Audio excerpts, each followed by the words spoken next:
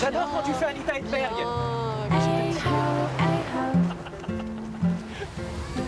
Salut à tous, bienvenue dans Cannes Série et compagnie, épisode 2, les pieds dans l'eau et la tête dans les salles de cinéma.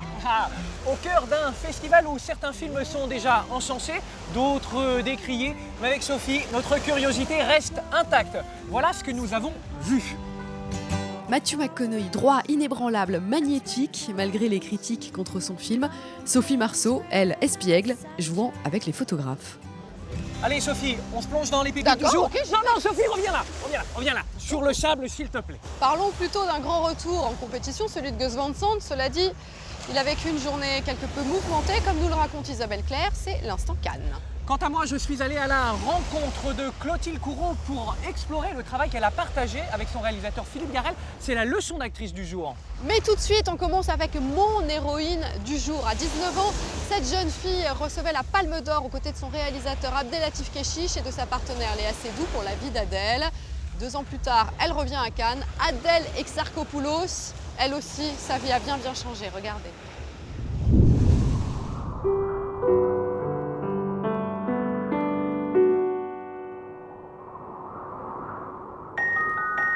Rendez-vous est pris sur une plage cannoise.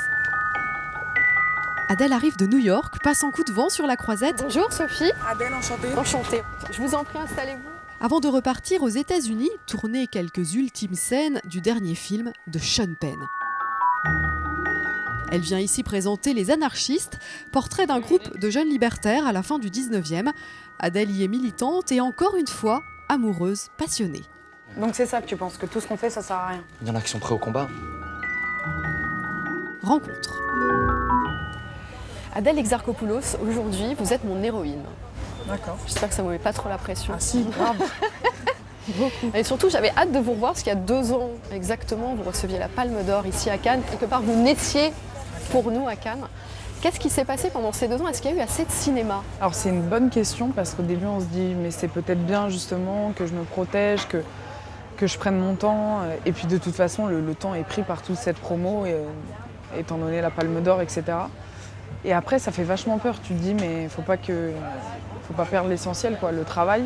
Mais bon, je pense que c'est aussi un truc que tu ressens. Et puis par exemple, Les Anarchistes, le film qui vient faire l'ouverture de la semaine de la critique, il y a quelque chose où je me disais, bon bah même pour tous ceux qui m'attendent les bras croisés, c'est un enjeu de me dire, je vais me plonger dans une époque.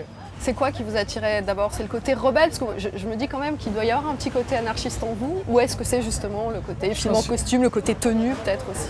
Bah justement, c'est la complexité des deux. C'est de me dire que ça reste quand même une femme de caractère quand elle est face à l'immoralité de par sa liaison avec le personnage de Tahar et en même temps face à sa famille, à ce côté fraternel. Mais c'est surtout l'humanité du film qui m'a plu dès la lecture du scénario. Comment tu t'appelles déjà? J'ai mal entendu tout à l'heure, je sais que c'est un prénom biblique. C'est vaste. Une femme héroïque? Comme beaucoup. Est-ce que vous avez l'impression que vous aviez changé comme actrice quand vous êtes arrivée sur ce plateau des Anarchistes? Ou est-ce qu'il fallait justement ne surtout pas changer après tout ce que vous aviez traversé? Si je suis complètement honnête, j'avais l'impression qu'on m'avait donné le titre d'actrice, qu'on m'avait dit maintenant tu as le droit, tiens tu l'as. Et que du coup j'avais beaucoup plus de peur. Et que j'ai pas du tout envie de devenir cérébrale. Enfin, c'est un peu réducteur ce que je dis, mais j'ai pas envie de prendre en compte tout ce qui nous conditionne aussi dans ce métier. Je trouve ça génial, défendre un film, les promos, etc. Mais quand on t'ingurgite tellement de choses comme ça dans le cerveau, au lieu de profiter de l'instant présent, après tu arrives sur un plateau et tu te dis merde, mais alors est-ce que je sais le faire? L'autre il m'a dit que ma vie allait changer, que machin, et puis ils sont tellement à vous le dire en même temps que forcément, donc peur, et après c'est parti tout seul. C'est quand t'attrapes et que tu te sens vraiment dans ton personnage que le plaisir il a son comble pour moi. Qu'est-ce qui a fait que vous avez eu suffisamment confiance pour, dès l'après-vie d'Adèle, aller regarder du côté des États-Unis, parce que vous avez notamment tourné sous la direction de Sean Penn? Ça nous fait tous rêver, forcément, mais... Ouais, bah moi la première, hein. Franchement, moi la première, les gars. Mais je me rappelle, j'allais à un événement, j'étais hyper angoissée, et là mon agent m'appelle, me dit quelqu'un veut te rencontrer, Sean Penn. Mais alors la cérémonie, j'en avais plus rien à faire, j'étais là, mais mon Dieu, je vais rencontrer Sean Penn, qu'est-ce que je vais lui dire, qu'est-ce qu'il va penser et tout. Et ça s'est avéré être extrêmement bien parce que humainement, il est incroyable. Bon, son talent, je vais pas prêcher des convaincus, je pense, mais humainement, en plus de ça, c'était une super belle découverte. Je vous le disais, vous êtes mon héroïne aujourd'hui, mais j'aurais aimé savoir qui sont vos héros de cinéma. Votre plus grand héros de cinéma, que ce soit un acteur, un réalisateur ou peut-être un personnage de film. Jack Nicholson, je pense. Des monstres comme ça de composition. De Niro, Anne Dorval récemment. Dans le film de Xavier Dolan. Ouais. Mommy. Ils auraient un point commun, ces gens que vous avez cités? La liberté, ouais. Je pense. Ouais. Un truc de liberté quand ils jouent. De lâcher les chiens, je sais pas. Et vous lâchez les chiens déjà? Je sais pas, j'essaye en tout cas. J'ai l'impression que vous savez déjà un peu le faire.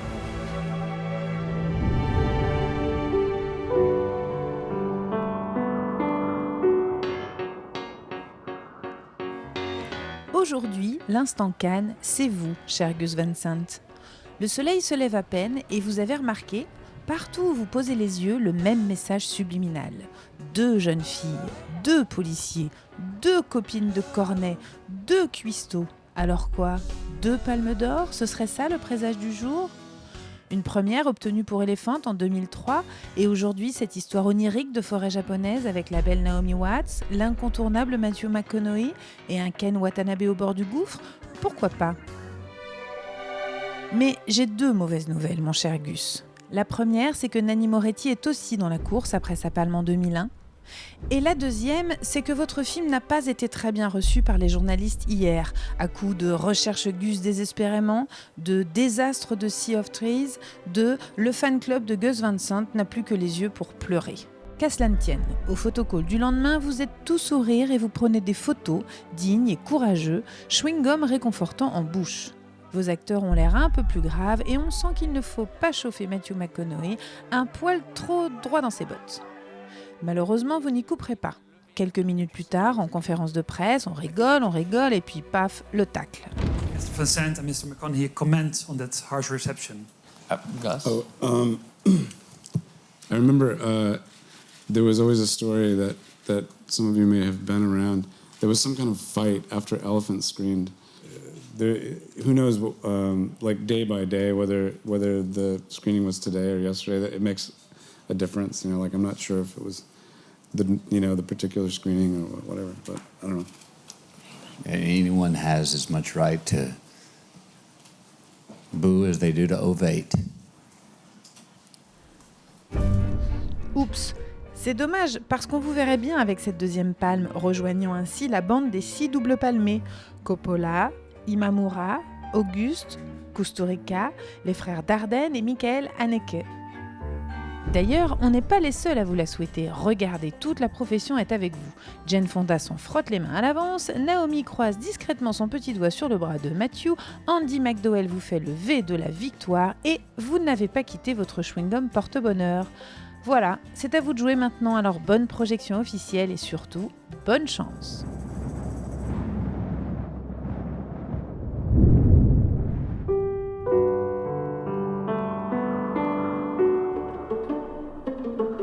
Philippe Garrel présente son nouveau long-métrage L'ombre des femmes à la quinzaine des réalisateurs. Clotilde Courreau y incarne une épouse trompée qui assume que l'amour soit un sacrifice. Mais c'est fait de quoi le travail d'actrice? C'est vrai, surtout sous la direction de Garrel. De renoncement, de soumission? La meilleure façon de le savoir, c'est de proposer à Clotilde Courreau de nous ouvrir les portes sur son travail. Clotilde Courreau, bonjour. Stéphane Charly. Bonjour. Je suis venu prendre une petite leçon d'acteur parce que je crois que je suis pas très bon.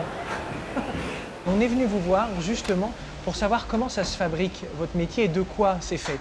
Alors on va partir de quelque chose de factuel. Ouais. On a pris un extrait, je l'ai scripté, voilà plus ou moins ce que ça donne. Vous êtes en compagnie de Stanislas Mérard, l'échange c'est entre elle et lui. Lui, avant t'aimais pas les fleurs, maintenant t'aimes ça. Elle, parce que les fleurs c'est un classique des femmes trompées, le mari va voir sa maîtresse et puis après il revient, un bouquet de fleurs. Je savais pas que vous étiez aussi mauvais acteur. C'est là où je me dis, ah ouais, c'est quand même un métier, hein. Avant t'aimais pas les fleurs, maintenant t'aimes ça. Hein?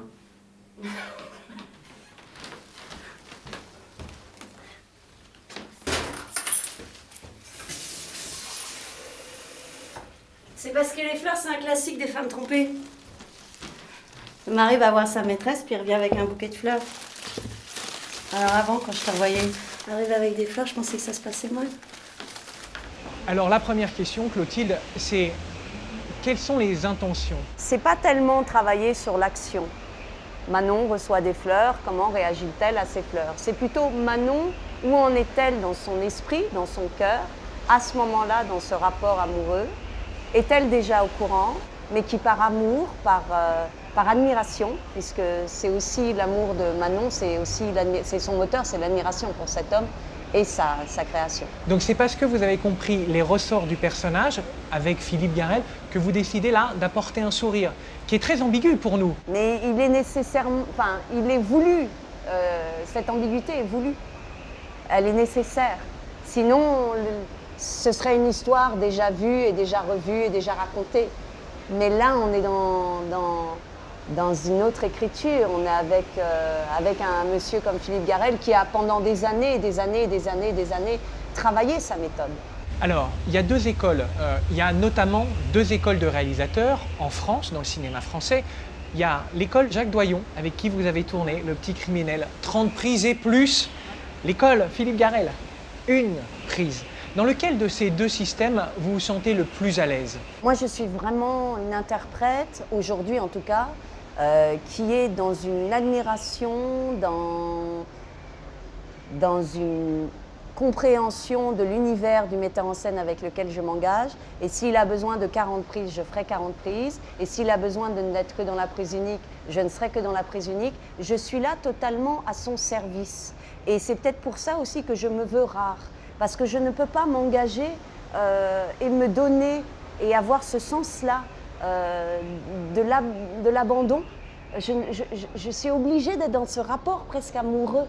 Et j'ai une telle admiration pour les metteurs en scène et leur écriture, et leur particularité et leur courage, parce que c'est pas simple de raconter une histoire, c'est pas simple de diriger une équipe, c'est pas simple de se dresser aussi, en disant non, ça c'est le plan que je veux faire et je ne veux pas qu'on vienne me dire ni la production, ni le technicien, ni le chef opérateur, c'est mon film, c'est mon bébé. J'ai cette telle admiration que je suis là pour lui ou pour elle. Vous savez ce que disait Fellini? Il disait « Je suis un grand marionnettiste ». Est-ce que vous avez l'impression que votre métier se résume à cette condition d'être une marionnette? D'être la marionnette d'un grand marionnettiste. C'est très joli. Il a raison. Le metteur en scène est un grand marionnettiste. Notre dernière question, elle est un peu intime, Clotilde, je me rapproche, j'essaye d'installer le climat amoureux. Je me rapproche aussi. Pourquoi jouez-vous? Eh bien, moi, je suis actrice parce que il y a des choses que j'aime partager, qui sont de l'ordre de l'émotion, qui sont de l'ordre de nos grands sentiments, de nos grandes qualités, de nos grands paradoxes, de nos grandes ambivalences, et qu'au travers de ces personnages et de ce regard de ce metteur en scène, je me permets de raconter des histoires. Merci beaucoup.